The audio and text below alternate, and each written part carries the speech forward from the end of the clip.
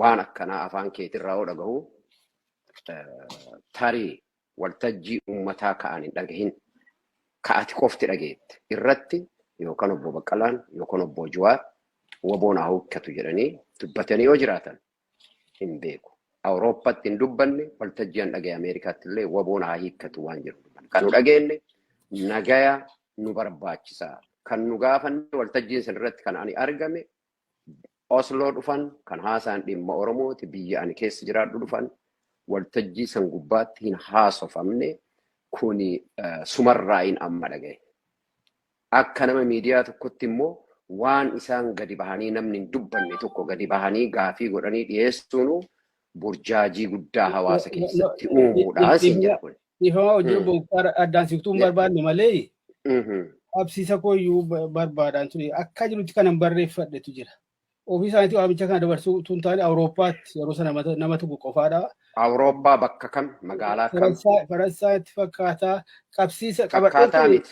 Injiru Faransaayittis hin jenne, Jarmanittis hin jenne, Oslottis hin jenne, asittis hin jenne. Waboon haa hiikkatu hin jenne jarri. Kana dhibbarraa dhibbaan jala mureessitti hima. Waltajjii kamirrattuu maqaa waboo jedhaniitu maqaan dhoyne. Ijoollee san yeroo dubbatanuu eeggachaa dubbatan.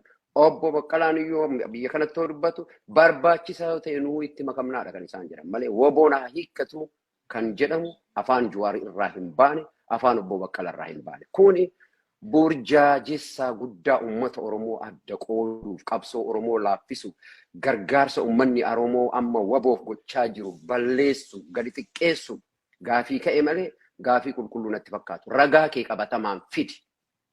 Waltajjii natti fakkaata wanti qabatamaan amma jecha kana situ fidi jechaan ifaasamu kun uummata Oromootti faca'aa jira. Laayiviidha jettee jirta. Waltajjii kanarratti jettee akka gaazexeessaa tokkotti fiduutti sirra jira malee jettee waltajjii irratti fiddee akka na gaafattu hin barbaadu. Qabsiisa kooni qabsiisa hedduu waan qabu keessa na jala hodhame malee baala gaafii dhumti keetu maal sana ilaala ture miti atuu waamuu. Hin jenneen isaan gaafiin kiyyallee sanin ilaallatu. Gaafiin kiyya nagaan karaa Itoophiyaa keessatti dhufuu hin danda'u isin nagaa jettu.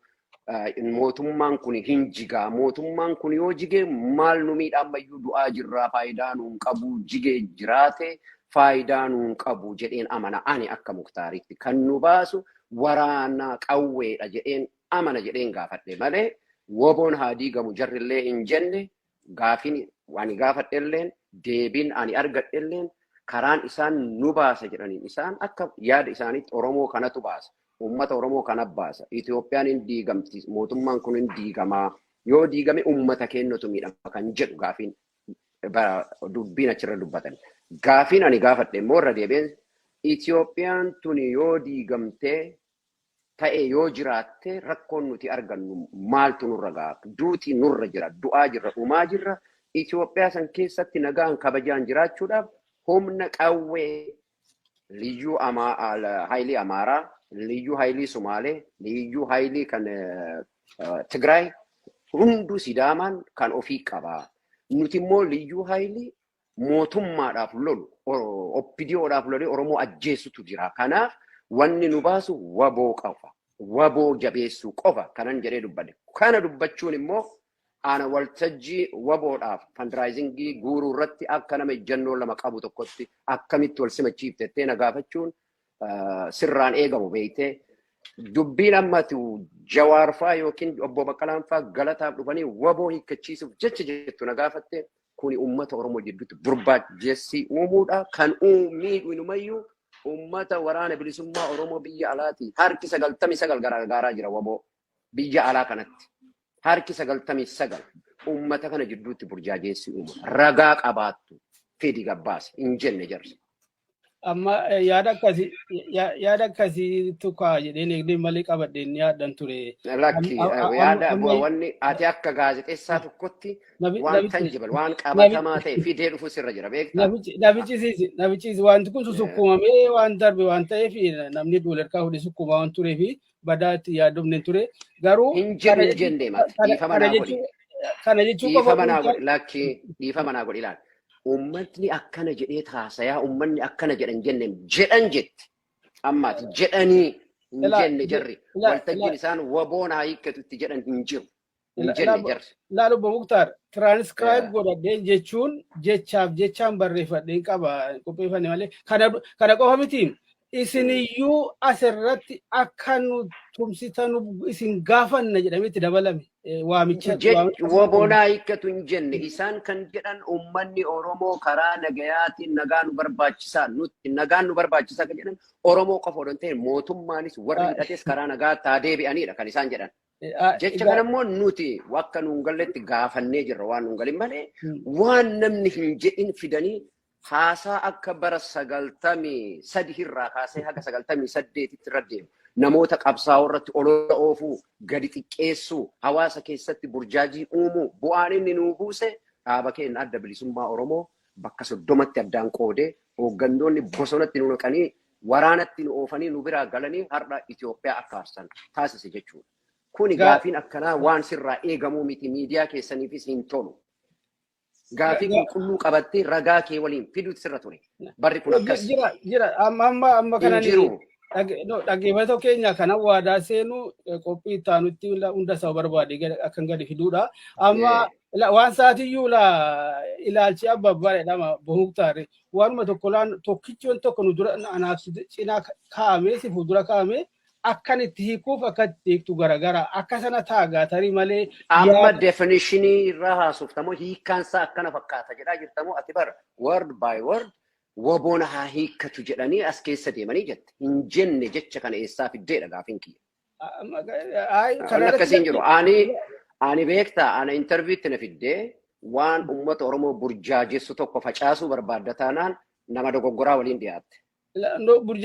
Mareen akkasii burjaaji miti dubbii qulqulleesseetiyyuu akkamitti jecha hin jedhamin fiddaa jedhame jettee 100% nama gurra keetiin dhageette taate warri bobba'e sun waboon haa yooboo hiikkachiisuuf jettee bara eenyu jedhe hin jenne jarri. Akkatti kan garagara taagaa jechaadha malee Muktaar.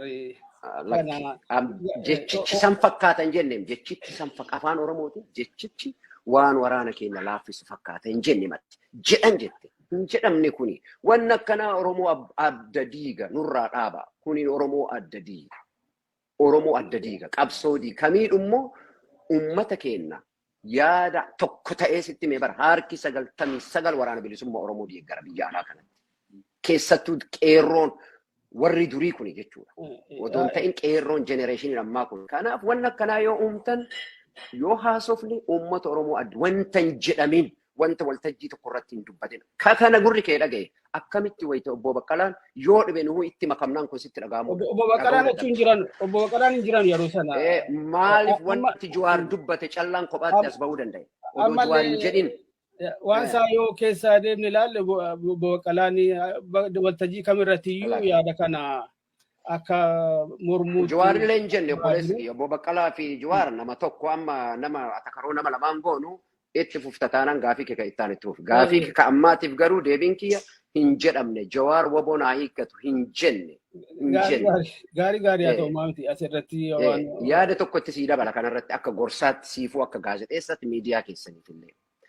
Namoota qabsaa'ota adda baasanii attaak gochuu gadi xiqqeessuu maqaa isaanii xureessuu yaaluun wanni nuu fide hin jiru bu'aan isaa maaltu ta'e qaacaa shanee ibsoo waggaa meeqa Dr. Mararaa irratti duulame ibsoo maali Oromiyaadhaaf qabsaa'uudhaaf namni laayisansii namaa kennu hin jiru kana jara mul'eessitti itti aansee akka miidiyaatti waan nama araarsu waan saba itichu waan karaatti namatti fiduu irratti yaadu wayita gaafattan immoo ragaa qabatamaa jettee barri dhagahan generationiin kun generatiinii jettee dhaga'u miti.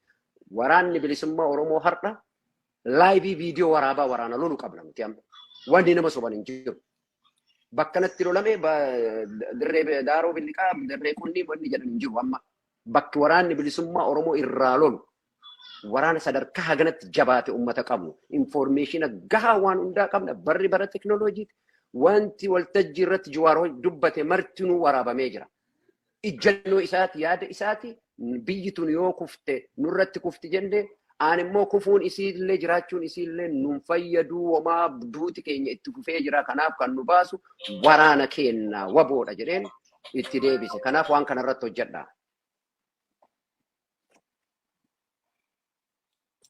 Sagaleen kee bade? Jira sagaleen kun badde hin jira. Xumurateeta? Xumuradhe yaa. Maamiti kanarratti badaa falmuun nu barbaachisu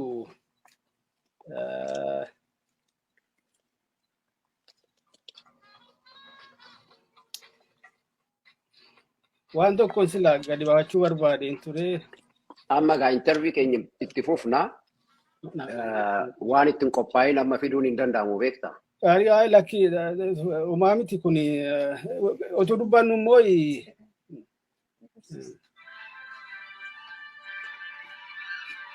laakun walaa waan argadhe iyyuu laa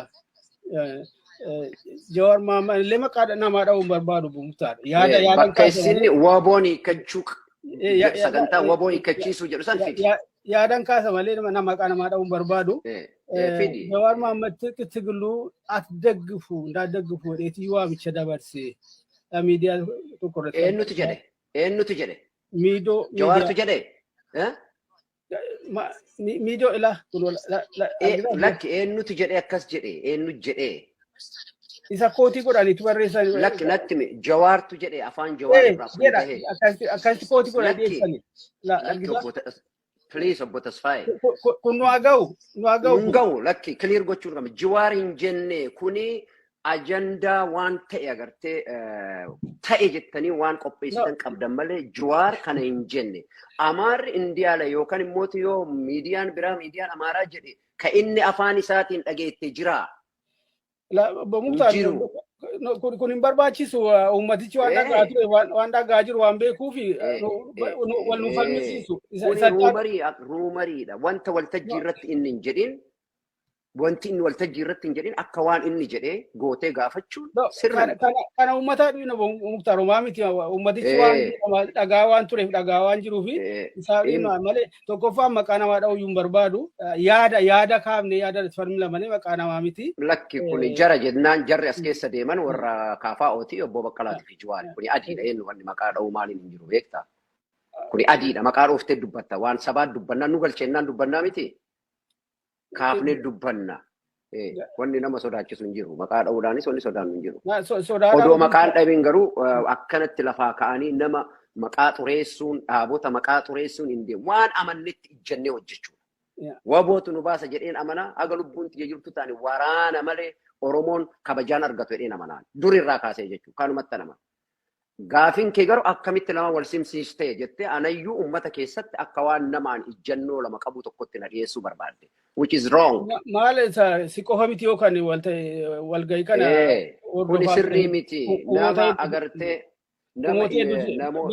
Bakka akkasii immoo sababa adda addaatiif dhaqxaa maaltu jedhama. Lakki waltajjii Oromooti. Ani beektee Oromoota kumaatama biyya Awurooppaa fi Ameerikaa jiran gaafa obbo Baqqalaa fi Jawaarillee biyya kana deeman. Guruppii mana galee mana hamatu san keessa hin jiru. Ani nama akkasiiti miti. Uumama akkasiillee hin qabu. Akkasitti sin dhalanne akkasitti sin guddanne. Waan saba Oromoo abbaan fedhe yoo dubbate dhaqeen sirrii miti jedhee itti hima. Wanti sirrii hin ta'in. Abiyyuu gaafa dhufe dhageetta. Abiyyuu gaafa dhufe fuuldura dhaabbadhee nama itti hima. Isa deeggaree odoo hin ta'in. Wayita Oromoon hunduu harka jala dha'u jechuudha. Aana tokkichatu dhaabbate sirrii miti jedhee itti hima.